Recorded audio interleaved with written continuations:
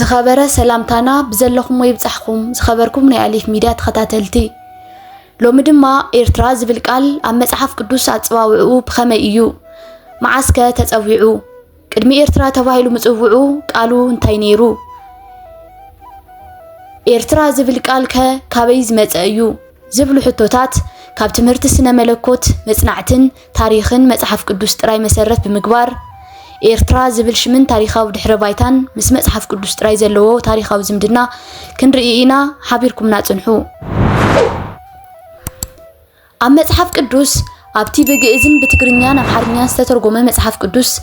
إرترا زبل سم كم هاجر وي كم حزب تباهيلو استصحف يلن إذا سمزي أم مصحف قدوس ركب نبحري وي دما قيح بحري نمغلاص تصحف انتخون أبزهولكن زصاتن حاويسو أب استفلاليه ناي مصحف قدوس مدبلات لعل 20 غزي تصحف እዩ أب كله دما نت بحر نمغلاص تصحف خوينو نرخو إسرائيلاويان كاب ግብጽ እንትወጹ ነብዩ ሙሴ بحر خفيلو ዘሳገሮም በዚ بحر ኤርትራ እዩ ኣብዚ ነቲ ታሪኽ መጽሓፍ ቅዱስ ብዘይ ምርዳእ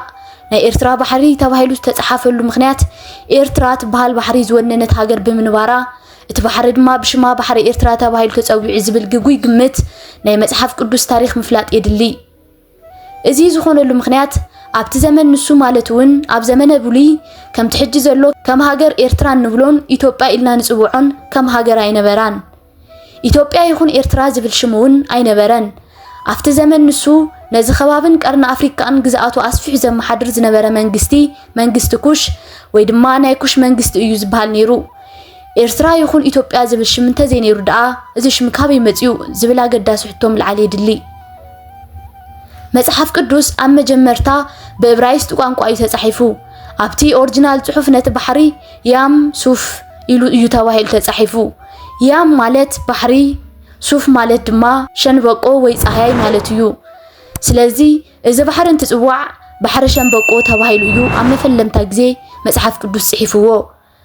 እዚ ከምዚ እንተኮይኑ መዓዝ ደኣ እዩ ባሕሪ ኤርትራ ተባሂሉ ነዚ ሕቶን ምምላስ ሴፕትዋጀንት ወይ ድማ ሰብዓ ሊቃናት ዝበሃሉ መጽሐፍ ቅዱስ ዝተርጎሙ ሊቃውንት ምፍላጥ የድሊ ሴፕትዋጀንት ወይ ድማ ሰብዓ ሊቃናት መን እዮም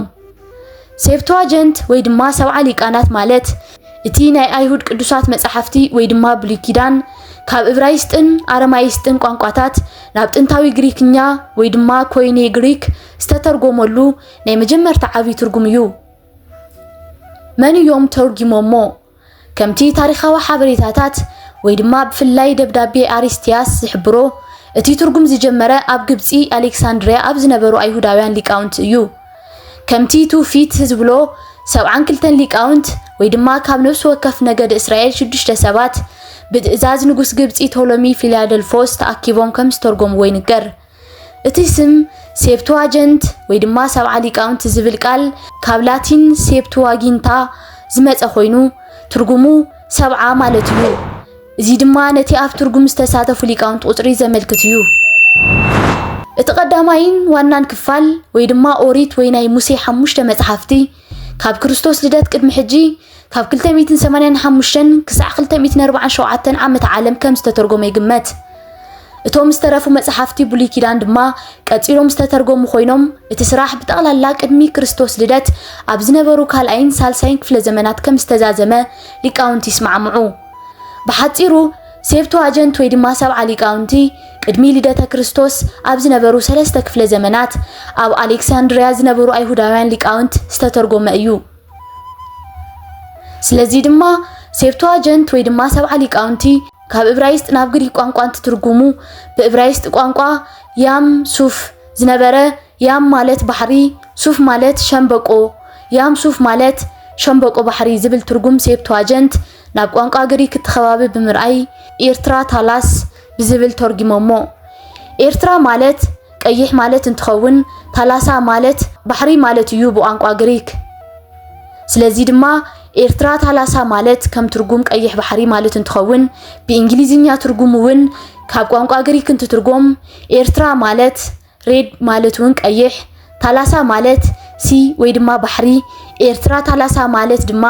ሬድ ሲ ማለት እውን ቀይሕ ባሕሪ ተባሂሉ ተተርጊሙን ብዓለም ለኸውን ጸዲቁን ይርከብ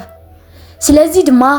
ኤርትራ ዝብል ሹም እዞም ሰብዓ ሊቃውንትን መጽሓፍ ቅዱስ ካብ ዕብራይስጥ ናብ ቋንቋ ግሪክ እንትትርጉሙ ዝወፀ ናይ ቋንቋ ግሪክ ሽም እንትኸውን ትርጉሙ እውን ቀይሕ ማለት እዩ። እዚ ሽም እዚ ዝተጸውዐሉ እውን ነቲ ባሕሪን ምግላጽ እዩ። እቲ ቃል ካብቲ ሴፕቱዋጀንት ወይ ድማ ሰብዓ ሊቃናት ተባሂሉ ዝጽዋዕ ናይ ግሪክ ትርጉም ብሉይ ኪዳን ዝመጸ ኮይኑ ንዕብራይስጡ ያም ሱፍ ወይ ደሞ ናይ ሸምበቆ ባሕሪ ንምትርጓም ዝወፀ እዩ። ዝኸበርኩም ንኣሊፍ ሚድያ ተኸታተልቲ ንሎሚ ዝነበረና ትሕዝቶ ዝመስል ነይሩ። ንቐጻሊ ድማ ብኣዝዩ ሰሓቢ ዝኾነ መደብ ክሳብ እንራኸብ ሰላም።